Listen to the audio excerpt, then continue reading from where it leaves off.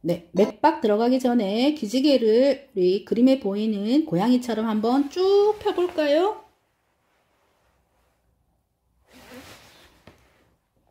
네. 그리고 지금 계속해서 태블릿 PC나 노트북, 컴퓨터를 보고 있는 우리 학생들 눈을 한번 돌려볼까요? 위로, 아래로, 오른쪽, 왼쪽. 네. 이경규 아저씨처럼 눈을 한번 돌려보시고, 네. 눈을 감았다, 떴다도 한번 해보시고요. 네. 맥박이나 이제 혈압 들어가기 전에 우리가 가장 맥박과 혈압과 관계된 것이 심장입니다. 그래서 심장에 대한 생리적인 부분을 조금 알고 있어야지 이 다음 상황을 설명할 때 이제 이해할 수 있는 것이 되어서 심장 그림을 가지고 왔습니다. 네, 보이나요? 네. 왼쪽에 있는 게 디아스톨릭, 이제 이완되는, 우리가 심장이 이완된다. 그러면 어떻게 되나요? 네. 우리가 피가 심장으로 들어오게 되겠죠. 그래서 피로 채우게 되겠습니다. 그래서 filling이라고 되어 있고요. 그리고 시스톨릭은 이제 수축을 하는 부분, 펌핑을 한다고 합니다. 네, 그래서 펌핑, 수축을 하면 한번 쫙 짜주겠죠. 그러면 피가 온몸으로 쫙 나가겠죠. 네, 그래서 이 의미에서 시스톨릭, 디아스톨릭이라는 단어가 나옵니다. 그래서 우리가 혈압을 120에 80mmHg라고 했을 때 이 120에 해당되는 시스톨릭, 시스톨, 그리고 이 80에 해당되는 디아스톨, 그래서 시스톨릭, 다이아스톨릭에 대한 얘기입니다. 이걸 먼저 잡고요. 우리 심장은 어떻게 구성되어 있나요? 심장. 네. 일단 그림으로 보면은 어떤가요? 빨간색, 파란색이 있고, 그리고 화살표가 있습니다. 그러면 빨간색은 뭘까요? 파란색은 뭘까요? 네. 우리 초등학교 때부터 계속 봐왔던 그림일 텐데요. 이제 간호학도니까 좀 더 전문적으로 이해를 하고 다른 사람한테 설명도 해줄 수 있어야 되겠죠? 네. 이 파란색은, 네. 우리가 정맥이라고 얘기를 합니다. 정맥이라고 얘기를 하고 CO2가 많은 거고요. 이 빨간색은 동맥혈이고요. 산소, O2가 많은 거예요. 여기까지는 아시겠나요? 네. 그리고 이 그림을 볼 때 어떻게 하냐 하면은 우리는 그전에는 내가 주인이잖아요. 내가 주체가 되어서 그림을 보고 내가 보는 위치에서 오른쪽, 왼쪽을 얘기를 했는데 우리 이제 의학에서는 어떻게 얘기하냐면 CT, MRI, PET-CT 등 모든 것을 그림에서 보는 거라고 생각을 하시면 돼요. 그림이 주체가 되는 거예요. 그래서 내가 저기 그림 안에 들어가 있다고 생각하면 돼요. 이 얘기를 왜 하냐 하면 오른쪽, 왼쪽에 대한 개념을 확실히 잡기 위해서입니다. 그러면 여기에 보이는 이 왼쪽에 있는 그림 볼게요. 이 빨간색 있는 부위는 내 몸의 어느 쪽일까요? 네. 이 부분이 지금 이 왼쪽이 되고요. 여기가 오른쪽이 되겠습니다. 그러면 이 옆에 있는 이 심장에서도 한번 볼게요. 여기가 왼쪽이 되고 여기가 오른쪽이 되겠죠. 이것을 먼저 개념을 잡으셔야 돼요. 네. 내가 저 그림 안에 들어가 있다고 생각하고 내 몸을 생각하면 돼요. 그러면서 그림에서 보는 거예요. 그러면 이제 다시 심장 설명을 들어가겠습니다. 심장은 두 개의 방과 두 개의 실로 되어 있어요. 그래서 외우기가 힘들다고 생각하면 우리가 어떻게 웃죠? 네. 웃을 때 방실방실 웃습니다. 방실방실. 그래서 두 개의 방과 두 개의 실로 되어 있고요. 이 방실방실을 알아야 되는 게 우리 피가 어떻게 되냐면 심방에서 심실로 이동하는 겁니다. 심방에서 심실. 여기까지는 되실까요? 심방에서 심실로 이동해야 되고 방향은 심방에서 심실 항상. 그런데 이것이 안 되면 심실에서 심방으로 이동하면 어떻게 돼요? 문제가 되는 거예요. 그게 심장병이에요.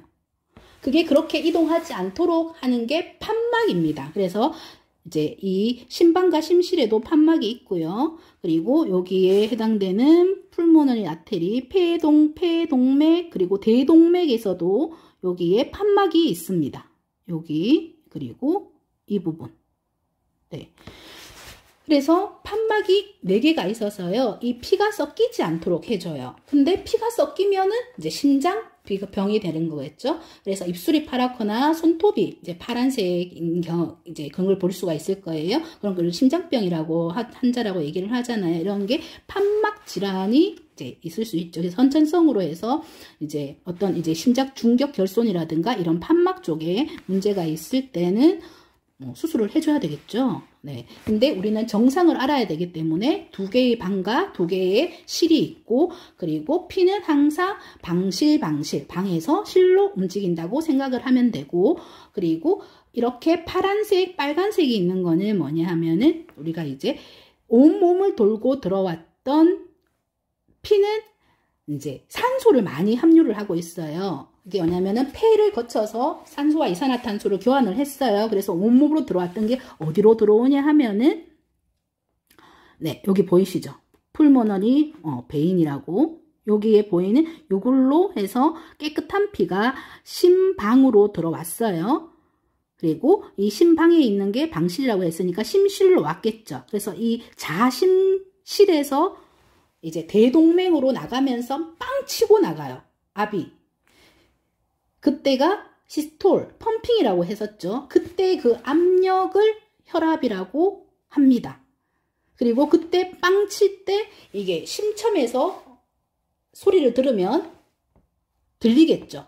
그래서 심천맥박이고요. 그리고 이것이 말초 쪽에 우리가 뭐 요골 동맥이든 아니면 대퇴동맥이든 이제 부위별로 쭉 배우시게 될 텐데요. 그때까지 똑같이 그 맥박이 느껴져야 되겠죠. 심장에서 뛰는 게 똑같이 이 말초에서도 느껴져야 되는 거고, 여기 심첨에서 60회를 뗐다면 이 말초에서도 60회 떼야 되는 게 동일하다는 게 정상 사람입니다.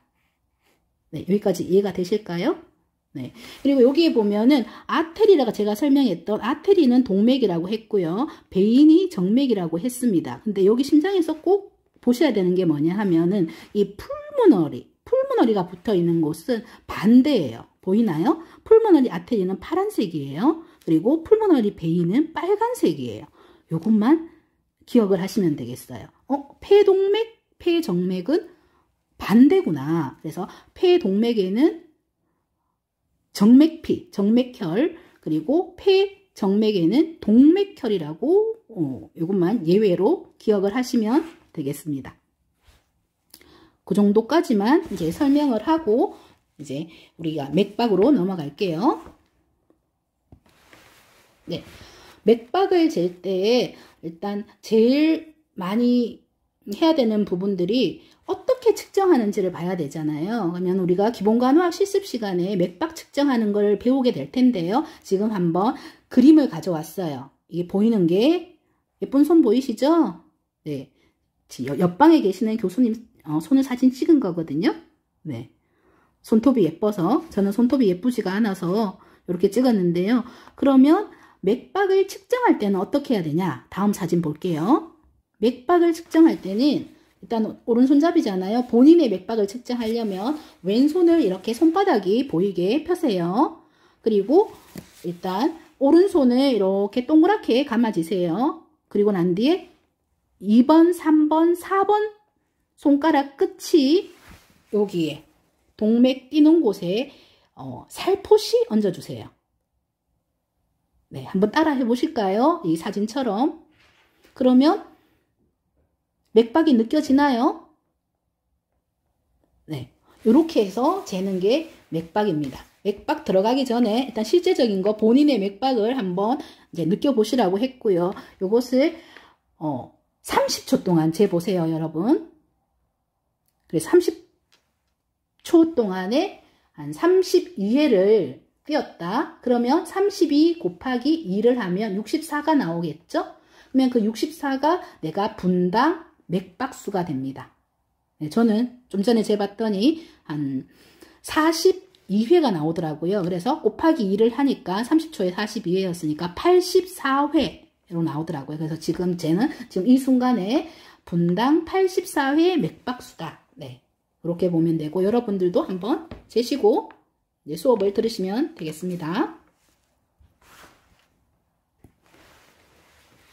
네, 다 재보셨죠? 그래서 3주차 1차 시에 했던 학습 목표는 우리가 체온에 대해서 얘기를 했어요. 그래서 체온을 사정 설명할 수 있어야 되는 거고 지금 이 3주차 2차 시에는 이 맥박을 사정 설명할 수 있어야 되는 거고요. 그리고 체온 맥박에 미치는 영향 요인을 설명할 수 있는 겁니다. 그래서 우리 교재 154페이지부터 지금 170페이지까지 계속해서 하고 있습니다. 네, 교재 163페이지 오른쪽 달라 계속해서 보겠습니다. 맥박입니다. 맥박은 어떻게 읽어요? 네, 펄스. 네, 펄스. 그래서 P라고 얘기를 하고요. TPR, BP 해서 우리 기록지, 우리 2주차 때 기록에 대해서 배웠죠. 그 기록, 바이탈 사인 적는 그 기록의 TPR 중에서 P에 대한 얘기입니다. 그래서 맥박은 심장의 자심실 수축에 의해 만들어지는 혈액의 파동이다. 그래서 우리가 방실 얘기했었죠. 그래서 심방에서 심실로 내려왔던 이 피, 아주 깨끗한 피. 그래서 이 자심실은 근육, 우리 심장이 근육으로 되어 있잖아요. 우리 염통 먹어봤죠? 못 먹는 학생도 있나요? 네, 우리 순대 먹을 때 염통 주세요 해서 먹은 쫄깃쫄깃한 부분 아니면 꼬지 먹었을 때 그 염통. 그 염통이에요. 그 염통이 어떠냐? 쫄깃쫄깃하죠. 그래서 이 심장은 근육으로 둘러싸여 있습니다. 그리고 이 두 개의 방과 두 개의 실이 있는데 가장 두꺼운 것이 이 자심실이 되겠습니다. 여기서 심하게 쫙 짜줘야 되니까요. 그리고 나이가 들면서 이 자심실이 비대가 되어서 모양이 이제 젊은 사람, 아이, 그리고 노인에 따라서 이 심장 위치라든가 심장 근육이 모양이 다르거든요. 체스트 엑스레이, 폐 사진을 찍었을 때 그런 것들 봤을 때 자심실 비대 이거는 노인에서는 흔히 나타나는 거거든요. 그래서 연령에 따라서도 이제 이런 질환이 달라질 수가 있는데요. 지금 얘기하는 거는 이 자심실 수축이다. 그렇게 해서 이제 혈액이 이제 파동이 일어난다. 이 정도 아시면 돼요. 그래서 심장이 자심실 수축에 의해서 만들어진 혈액의 파동이 이 맥박이다. 이게 정의고요. 그래서 심박출량, 카디악 아웃풋, 심박출량 얘기가 계속해서 나올 거예요. 우리 이제 앞으로 배울 2학년 2학기 때 이제 성인 간호학 1에서도 얘기가 계속 나오고 생리학, 병리학에서도 계속 나오는 이 심방수축, 심박출량, CO라고 얘기를 하는데 카디악 아웃풋은 심장이 동맥내로 혈액을 밀어내는 힘. 그래서 1회 박동량과 심박동수를 곱한 것이다. 그래서 1회 박동량, 1회 박동량, 그리고 심박동수. 좀 전에 제가 30초 재라고 했었죠. 그리고 곱하기 2를 하면은 분당 박동수가 나오죠. 그러면은 하트레이트 80회. 네, 그리고 그 80회의 이제 박동량을 곱한 것이 얼만큼 있는지 내가 심장 한번 쫙 할 때 심박출량이 얼만큼 되는 거를 보는 거예요. 그래서 이제 예를 들면 1회 박동량이 한번 박동할 때 65ml를 지금 피를 내보내는 사람이 있어요. 그리고 이 사람은 1분에 70회였대요. 그러면 30초 쟀을 때 35회가 뛰었다는 거죠. 그래서 65에서 70을 곱하면 얼마가 나오나요? 4.5L. 그래서 일반적인 우리 맥박수가 정상이 얼마라고 했나요? 네, 60에서 100회라고 했어요. 분당. 근데 여기에 70회에 해당되니까 이 사람은 정상이에요. 그래서 70 곱하기 65를 하니까 4.5. 그래서 보통 일반 성인은 이 심박출량이 한 5리터 정도가 된다. 그래서 분당 5리터 가량의 혈액을 펌프질을 하는 겁니다. 5리터. 그래서 내 몸도, 여러분 몸도 1분에 5리터 정도의 혈액을 계속해서 펌프질해서 우리가 우리 뇌 그리고 손끝까지 말초까지 계속해서 혈액을 내보내고 있습니다. 이 혈액에는 산소, 영양분이 다 있기 때문에 우리 몸은 세포 조직 이렇게 되어 있으니까 다 먹여 살리겠죠. 그렇게 해서 5리터 가량의 혈액을 갖고 있다고 보시면 되고요. 계속해서 넘어가겠습니다. 이 그림은 아까 제가 설명했던 그 체온에 대한 부분이고요. 아까 체온에서 이 3세 이상 어린이는 귓바퀴 후상방으로 하는 이 모양, 이 위쪽으로 후상방 쪽으로 당겨서 했던 그 모양이 여기서 나오네요. 네, 체온은 이제 넘어가고, 네, 165페이지입니다. 165페이지에 보면은 이제 말초 맥박, 심천 맥박이라고 해서 설명했던 부분인데요. 거기에 대해서 자세하게 나와 있습니다. 일단 심천 맥박부터 먼저 볼게요. 심천 맥박, 에피컬 펄스라고 합니다. 이것은 심천 부위에서 측정하는 중심 맥박이고 최대 박동 부위에서 PMI, 여기 펄스 느끼는 부위, 이것을 심천 맥박 또는 PMI 이렇게 라고 부릅니다. 최대 박동 부위. 그래서 심천 맥박 기억하시고, 그리고 말초 맥박, 페리페랄 말초, 이 펄스는 발 그리고 손목에서 측정하는 맥박입니다. 네, 맥박 측정 부위는 여기 옆에서 나오는데, 일단 맥박 측정 부위 하기 전에 먼저 이 맥박에 영향을 미치는 요인을 볼게요. 우리 학습 목표에서 맥박에 영향을 미치는 요인을 알 수 있다고 했었죠.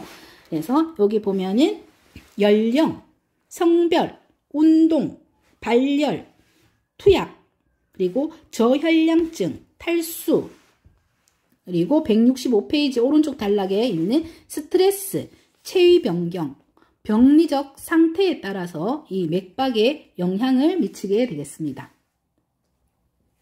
그래서 내용은 읽어보시면 이해가 가실 거예요. 네, 쭉 한번 읽어보시고, 그리고 지금 설명드렸던 아까 얘기했던 PMI 그리고 말초 맥박, 심천 맥박, 말초 맥박 중에서 이제 맥박 측정 부위에 대한 설명이 이제 이루어지겠습니다. 그래서 맥박 측정에 주로 사용되는 부위는 이제 동맥이에요. 동맥은 빨간색으로 표시되었던 아테리 동맥이고요. 그리고 여기서는 큰 혈관이고 일단 박동성이 느껴지는 이 동맥에서는 당연히 촉지가 되겠죠. 그래서 9군데에 대한 그림이 있겠습니다. 일단 그림을 먼저 확인을 하고 각각을 보겠습니다. 166페이지에 볼게요. 166페이지에 가면은 일단 우리가 제일 많이 사용되는 부위가 어딜까요? 네, 맞습니다. 요골동맥, 라디알 아테리라고 하는 요골동맥이고요. 그리고 요즘에는 노동맥이라고 더 여기서는 표시를 하고 있습니다. 그래서 라디알을 요골 또는 노뼈라고 얘기를 해요. 한국말로 노뼈. 그래서 노동맥. 순서는 한국말로는 노동맥이고요. 그리고 우리 혈압계를 감으면 여기에 지금 혈압계는 다음 차시에 설명을 할 텐데요. 4주차에서 이 혈압계를 감으면 여기서 청진기를 대요. 이 청진기 되는 부위가 어디냐 하면은 이 상완동맥이에요. 브라키얼 아테리. 이것을 위팔동맥이라고 합니다. 그러면 이렇게 벌써 두 개를 배웠죠. 동맥이. 그리고 우리가 CPR 우리 BLS 2학년 2학기 때 우리 BLS를 프로바이더를 따게 될 텐데요. 그때 CPR 할 때는 동맥을 확인한다. 예, 어레스트가 났어요. 심장이 멈춰 있는 사람한테 펄스를 확인하는 부위가 어디냐 하면은 이 목동맥입니다. 그래서 카로티드 아테리 목을 이렇게 만져서 아까 그림에서 봤었죠. 2번, 3번, 4번 손가락을 댑니다. 여기에 대서 또 박동성을 느껴야 되겠죠. 그래서 이 세 번째 이제 동맥이고요. 그리고 여기 측두동맥, 관자동맥이라고 해서 여기 귀 위에 관자놀이 있는 부분이 있는 여기도 동맥이 있어요. 네. 그렇게 해서 네 가지. 다섯 번째 동맥은 넙다리 대퇴동맥이라고 해서 요 부분이네요. 우리 사타구니 있는 이 부분이거든요. 그래서 여기서도 넙다리 동맥이 있어요. 그래서 임상에서 아테리 검사가 나가는 경우가 있어요. ABGA라고 피 검사가 나가는 경우가 있는데 인턴 선생님이 와서 여기 요골 동맥, 노동맥에서 피를 뽑기도 하는데 여기가 잘 안 되는 경우에는 이 넙다리 동맥에서 체열을 하는 경우도 있습니다. 이 동맥이고요. 그리고 또 아래쪽에 이제 하지 쪽으로 내려가면 어디가 있나요? 네. 슬와 동맥, 그래서 오금 뒤쪽에 오금 동맥이라고 해요. 그래서 혈압기를 이 팔에도 잴 수가 있지만 다리에도 이렇게 혈압기를 잴 수 있습니다. 그러면 청진기를 어디에 둬야 될까요? 네, 맞습니다. 이 오금 동맥, 슬화 동맥에 청진기를 이렇게 가져다 둬야 되겠죠? 그래서 우리가 혈압을 잴 때는 세 가지를 동시에 할 수 있어야 됩니다. 멀티가 될 수 있어야 돼요. 저도 멀티가 좀 잘 안 되는 경향이 있어서 많이 힘들었는데요. 귀로 듣고 눈으로 보고 소리, 청각, 네, 그리고 이제 맥박을 이제 만약 팔에서 이제 잰다면은 가끔 이 노동맥을 촉지해야 되는 경우도 있거든요. 혈압이 너무 낮아서 소리가 잘 안 되는 경우에는. 그래서 이 세 가지를 동시에 해야 되는 경우가 있어요. 그래서 듣고 보고 듣고 촉지하고, 그래서 세 가지가 동시에 돼야 되는 아주 멀티예요. 그래서 그 바이탈 중에서도 혈압 재는 게 쉽지가 않아요. 그래서 많은 연습이 필요합니다. 그래서 실습 때 우리 그거는 연습을 하도록 할게요. 네, 그래서 오금 동맥이 있고, 그리고 여기에 보이면 뒤정강뼈 동맥이라고 해서 이 포스테리알 티비알 쪽으로, 여기는 발목에다가 혈압계를 감고, 그러면 이 동맥이 있는 위치에다가 또 청진기를 놔야 되겠죠? 네, 이렇게 해서 재는 동맥 부위. 그리고 발등에도 있어요. 발등 족배 동맥이라고 해서 요 부위에도 이렇게 맥박을 잽니다. 그래서 토탈 몇 군데였어요? 말초 동맥은 한 군데, 두 군데, 세 군데, 네 군데, 다섯 군데, 여섯 군데, 일곱 군데, 여덟 군데. 그래서 말초는 이렇게 8군데가 있고요. 그리고 심첨 부위가 있죠. 심첨, 에피칼 펄스. 여기가 이제 심장입니다. 그림 보이시나요? 심장. 그래서 방실방실 얘기했던 심장이고요. 이 심장은 어때요? 네, 왼쪽으로 좀 치우쳐져 있죠. 왼쪽으로. 그래서 심장은 항상 그림을 주체로 해서 그림에 들어갔다고 생각하고 오른쪽 왼쪽을 봐야 된다고 설명을 드렸습니다. 여기에 심장의 제일 끝부분, 여기에 청진기를 대고 심첨 맥박을 재게 되겠습니다. 그러면 각각에 대해서 보겠습니다. 165페이지로 다시 가서요. 165페이지 첫 번째, 이제 우리 그림에서 봤던 이제 머리 쪽에서 다리 쪽으로 쭉 내려오는 순서로 되어 있네요. 보시면 관자동맥, 측두동맥, 템포럴 아테리라고 하고요. 아까 얘기했듯이 그 관자, 측두골 위를 통과하는 동맥이다. 네, 그리고 두 번째 경동맥, 목동맥, 카로티드 아테리는 네, 목의 기관, 트라케아와 그리고 목비끈 사이를 지나는 혈관이다. 그리고 세 번째가 우리가 심첨 맥박이라고 했던 심첨 부위죠. 에픽스, 심장 꼭대기. 그래서 성인의 경우에는 복장뼈, 이 부분은 그림을 보면서 설명을 드릴게요. 네, 166페이지입니다. 166페이지에 9-14 그림 준비하겠습니다. 준비됐나요? 네. 그러면 성인의 경우 복장뼈가 어딘가요? 스터넘. 네, 복장뼈가 여기입니다. 복장뼈, 스터넘. 네.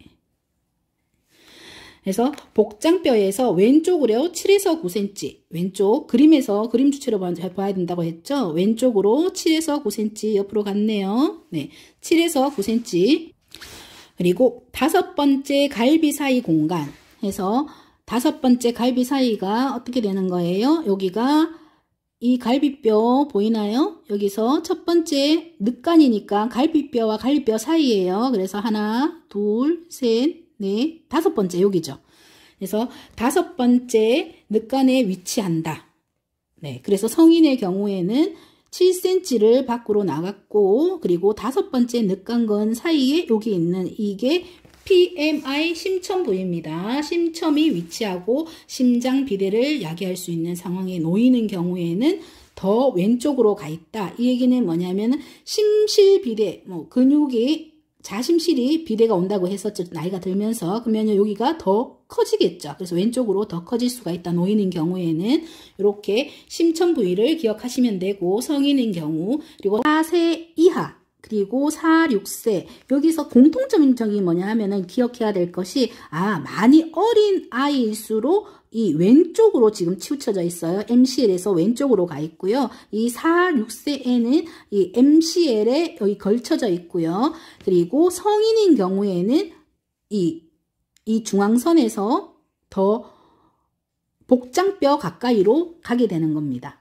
그리고 놓이는 경우에는 이 성인보다는 좀 더 비대가 되어 있고요. 정리를 하면 어린아이일수록 더 MCL에서 이 왼쪽 겨드랑이 쪽으로 더 심장이 위치를 하면서 PMI 심천 부위가 있구나. 그리고 4, 6세에는 이 MCL 라인에 있구나. 그리고 성인이 될수록 더 복장뼈에 가까이 있구나 해서 이 MPC, 이 심천 맥박을 재는 최대 박동 부위 PMI를 위치를 정확하게 알아야지 우리 심천 맥박을 잴 수 있기 때문에 그 대상자가 왔을 때 그 나이에 해당되는 부위에다가 청진기를 대주시면 되겠습니다. 다시 165페이지로 갈게요.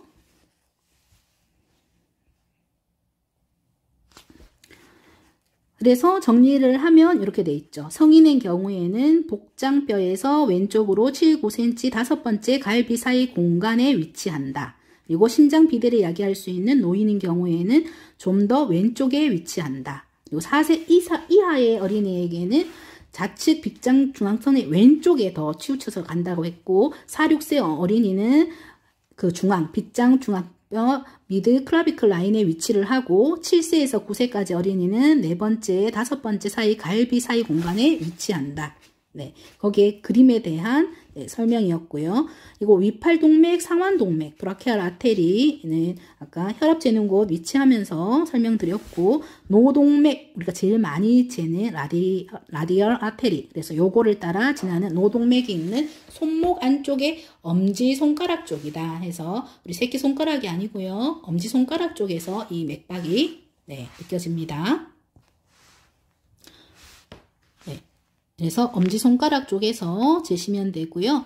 넙다리 동맥, 대퇴동맥에 대한 그림에 대한 설명을 같이 보시면 되고, 오금동맥, 슬화동맥, 무릎 뒤쪽에 오금동맥이 지나는 부위, 뒤정강뼈 동맥, 발등동맥 해서 이렇게 맥박 측정 부위 9곳에 대한 설명이었습니다. 네, 계속해서 보겠습니다. 맥박 사정 166페이지 오른쪽 단락에서 아래쪽 맥박 사정. 그래서 이 맥박은 보통 촉진과 청진으로 측정한다. 그래서 맥박은 손가락 2, 3, 4번째 손가락을 대서 될 수도 있고, 그리고 심천 맥박인 경우에는 청진기를 이용해서 청진으로 측정한다. 네, 그래서 가운데 3개 손가락을 사용하는 것 설명드렸습니다.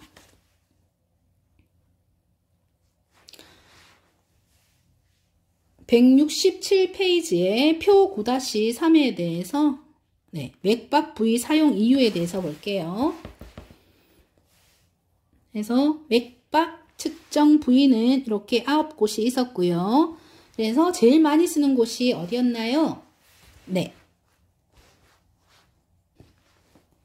손목 동맥이었죠. 그래서 손목 요골이 접근이 용이하기 때문이고요. 그리고 측두동맥은 여기 지금 손목에 아니면 수술을 했다든가 이제 이 팔을 못 사용할 때는 관자동맥 측두를 이용할 수 있고, 그리고 목동맥 심정지 쇼크 대상자 해서 제가 어레스트, 카디악 어레스트 얘기했죠. 우리 BLS 딴다는 얘기, 프로바이더 얘기하면서 했던 경동맥, 목동맥이었고, 그리고 뇌순환 상태를 사정할 때 여기 뇌에서 머리에서 가깝잖아요, 목이. 그래서 뇌순환 상태를 사정할 때 이 목동맥을 이용을 합니다.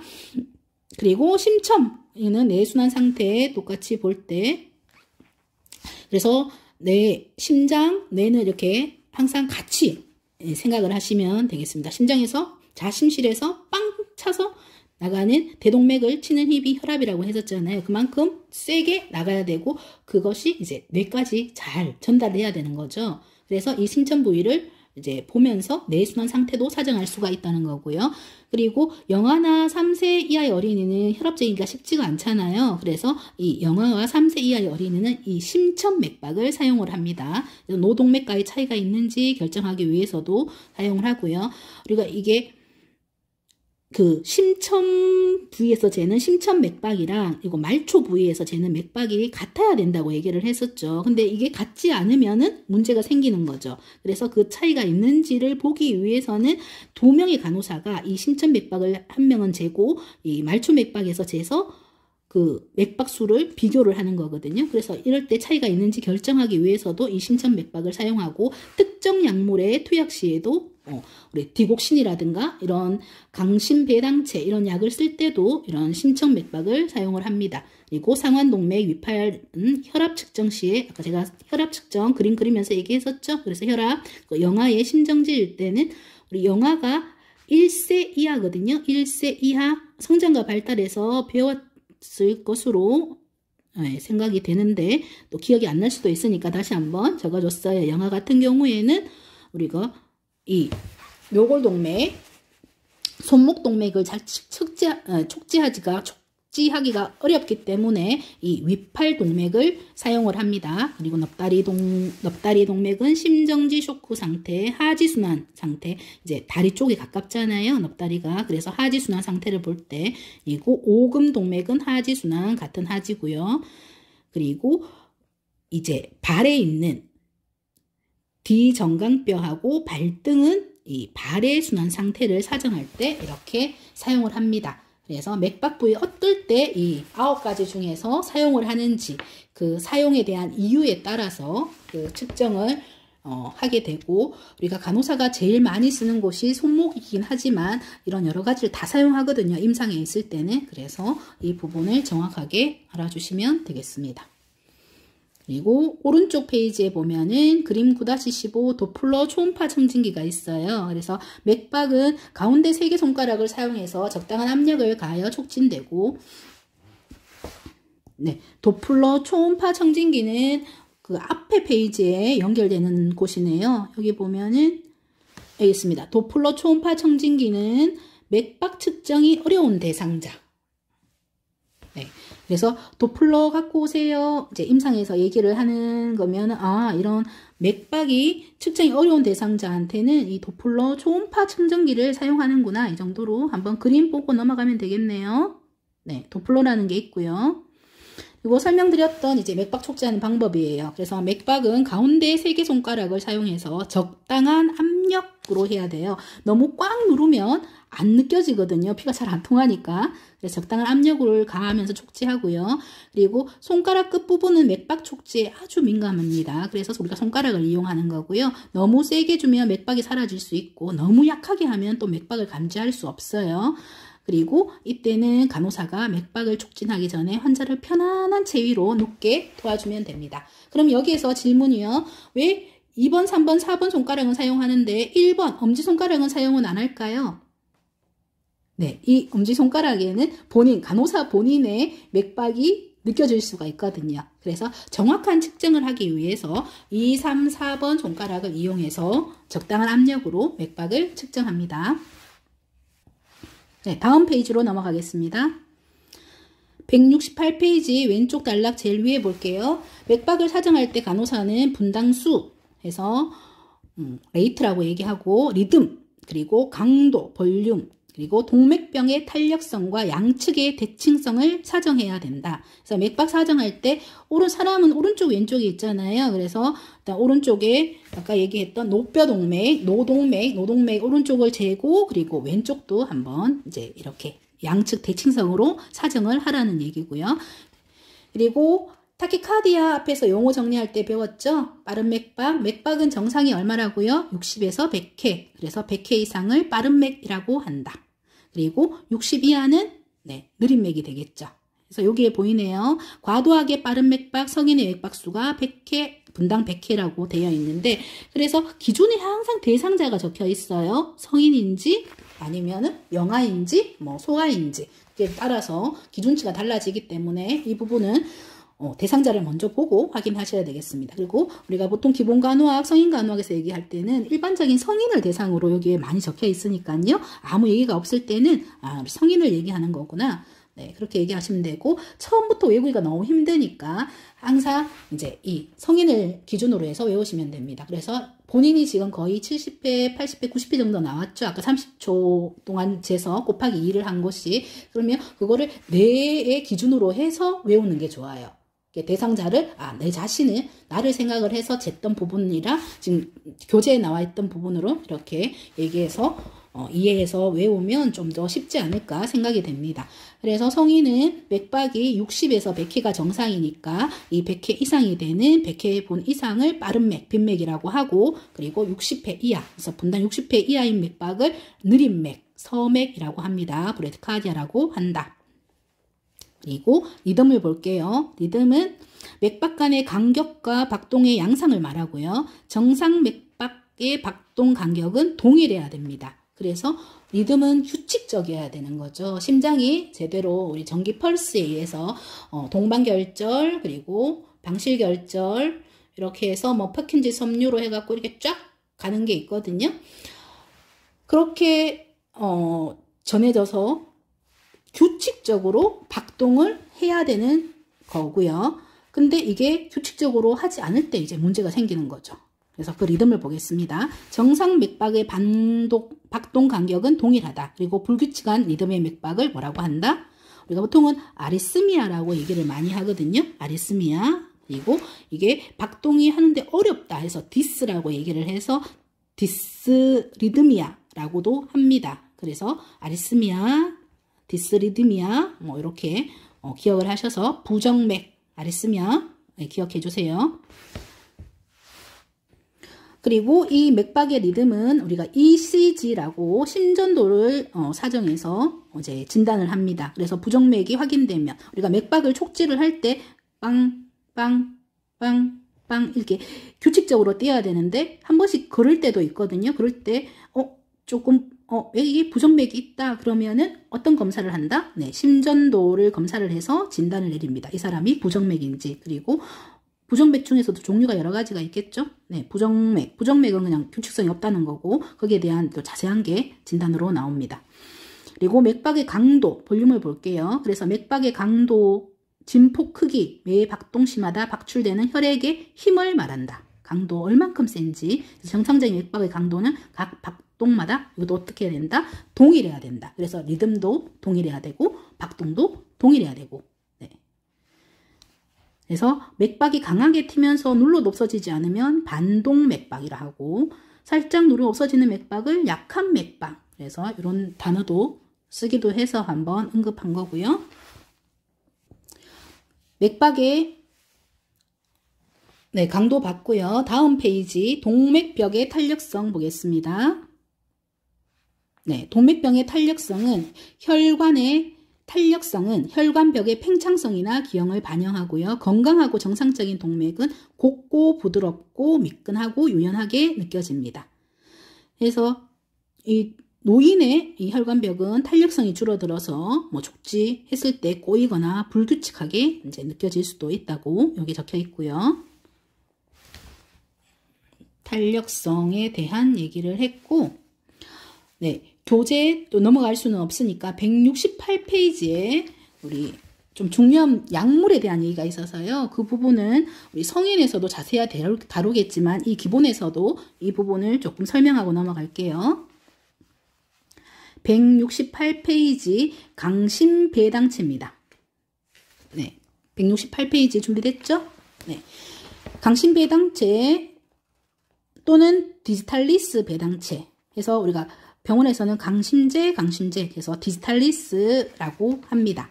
그래서 심박동수에 영향을 미치는 심장약을 투여받고 있는 대상자 해서 우리가 케이스가 주어지거든요. 성인을 배울 때. 그래서 이 환자가 응급실에 도착을 했습니다. 근데 뭐 2주 동안 원래 이분이 심장약을 먹고 있는 사람이에요. 그래서 이 심장약을 먹고 있는 사람인데 뭐 심부전이 있고 그리고 심방세동도 있고 뭐 그런 거를 이제 사정했을 때 그 보호자가 얘기를 해줬겠죠. 그래서 응급실에 도착을 했을 때 이제 이거를 어떻게 이제 우리가 트리트를 하는지를 보는 거거든요. 그래서 이 사람이 심장약을 먹고 있는 사람이다. 그러면 간호사가 이제 이 디지탈리스에 대한 내용을 알아야 되겠죠. 그러면은 이 부분을 볼게요. 그래서 강심배당체는 심장 수축력을 증가시켜 심박출량을 증가시킨다. 이 말부터가 이제 어렵죠.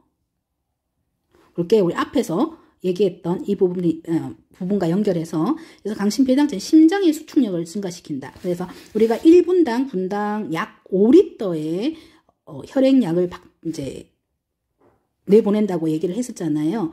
그래서 이 강심배당체는 한번 딱 수축을 증가시켜서 그러니까 심박출량을 우리가 5리터 되는 이 박출량을 증가시키는 거예요. 이 약 자체가. 그래서 이 강심배당체는 특히 AV 노드에서 심장 전도를 연장함으로써 심박동수를 감소시킨다 하면은 지금 여기서는 심장 수축력은 증가, 심박출량은 증가, 그리고 심박동수는 감소라고 되어 있어요. 이 부분을 알아야 되겠죠? 얘는 감소. 심박동수는 다시 얘기하면 펄스라고 우리가 보면은 되는데요. 이 약물은 우리가 원래 기전에서는 심장에서 우리가 어떤 걸 알아야 하냐면 나트륨 칼륨 펌프를 알아야 돼요. 나트륨 칼륨 펌프. 여기까지 설명을 하면 좀 길어질 것 같기는 하지만 간단하게 얘기하면 우리가 여기가 세포, 그러니까 심장이죠. 세포고 그리고 세포 밖에 있어요. 세포 밖에는 관절액이 있고 혈관이 이렇게 있습니다. 여기에 세포 밖에 있는 게 어떤 게 전해질이 많냐 하면요. 나트륨이 많아요. 그리고 세포 내에는 어떤 게 많냐 하면 칼륨이 많습니다. 네. 그리고 우리가 항상 하는 얘기가 항상성 얘기를 했었죠. 항상성 얘기를 했는데 이 전해질도 항상 여기 밖이랑 안이 거의 평형을 이루고 있어야 돼요. 이 전해질이. 근데 어떤 이유 때문에 뭐 많아질 수가 있겠죠. 그러면 밖에가 많아지면은 여기 안으로 들어가야 되는 거예요. 근데 그냥은 못 들어가는 거예요. 그래서 나트륨 칼륨 펌프라는 게 있어서 이 나트륨이 안쪽으로 심장 안으로 들어가요. 그러면 이 들어간 만큼 이 칼륨도 밖으로 나오거든요. 그래서 나트륨 3개에 칼륨 2개가 이렇게 밖으로 들어가고 나가고 하면서 이 펌프가 작용을 하고 이렇게 하는 것 똑같은 원리로 해서 이 안에 있는 칼슘하고 이 나트륨도 이제 교환을 하거든요. 근데 이 디지탈리스 이 약이 들어가면은 이 펌프 작용을 못하게 아예 블록을 시켜버려요. 그러면 어떤 상황이 되냐 하면 이 심장 안에 있는 이게 지금 칼슘이 많아지게 되거든요. 이 칼슘이 많다는 거는 심장 수축력을 증가시킨다는 거예요. 안에 세포에 지금 칼슘이 많으면 심장에 칼슘이 많으면 그래서 심장 수축력을 증가시키고 심박출량을 증가시킨다. 한번 이렇게 짰을 때 그 피가 많이 나간다는 거예요. 그리고 또 하는 다른 거는 미주신경계를 일단은 자극을 해서 이 심박동수를 감소하게 하는 기전이 있습니다. 그래서 얘랑은 기전이 따로따로 움직이는 거거든요. 그래서 그냥 여기서 알아야 될 것은 이 디지탈리스 약을 먹는 사람은 심장 수축력을 증가시키고 심박출량을 증가시키고 그리고 심장 박동수를 감소시키구나. 그래서 간호에서는 이 심박동수 감소에 초점을 둡니다. 그래서 이렇게 나와 있어요. 만약 심천 맥박이 60회, 분당 60회 미만이라면 약물을 투여하지 않고 1시간 내에 맥박을 다시 체크하고 여전히 이 미만이라면 의사에게 연락을 하고 1차 측정 시에는 안정 상태에서 이게 미만인 것이 의미가 있거나 어지러움증, 느린 증상이 나타나면 재측정까지 기다리지 않고 보고한다. 얘기가 뭐냐 하면요. 이 디지탈리스라는 이 약을 투여받고 있는 사람은 이 심박동수를 재야 되는 거예요. 모니터링을 해야 된다는 얘기거든요. 그래서 심박동수를 모니터링을 해서 이게 지금 분당 60회가 미만이면은 의사한테 노티를 하라는 얘기입니다. 이거는 확실히 기억을 하셔야 돼요. 아, 강심배당체를 먹는 환자는 항상 펄스를 재서 60회 미만이면 의사에게 보고를 해야 되는구나. 이렇게까지 기본 간호학에서 이해를 하고 넘어가시면 되겠습니다.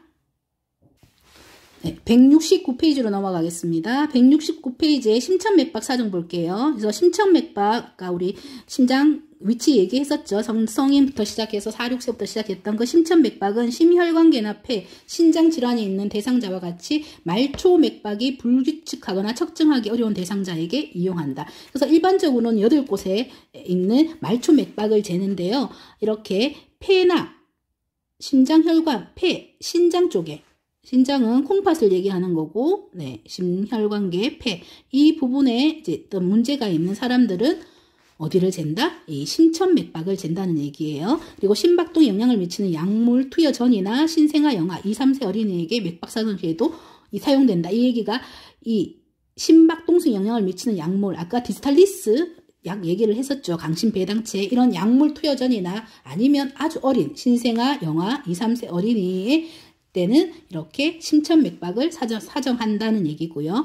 그리고 어떤 경우에 이런 심장이나 아니면은 우리 노맥박 이 두 곳을 간호사 2명이 잰다고 했었죠. 이 부분을 볼게요. 그래서 심혈관 장애 대상자 사정이 필요하고요. 정상적으로 심천맥박 수 그리고 노맥박 수는 동일해야 된다는 게 기준이죠.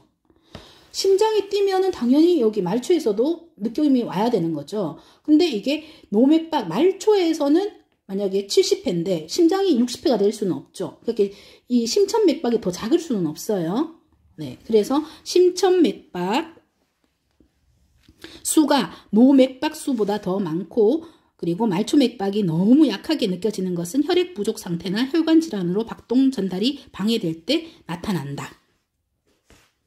그래서 이 심천맥박, 노맥박의 차이를 맥박 결손, 펄스 디피시티라고 얘기를 해서 간호사 2명이 쟀을 때 이 차이를 맥박 결손이라고 합니다. 그래서 2명 간호사가 측정하는 것이 더 정확하다. 이렇게 적혀 있고요.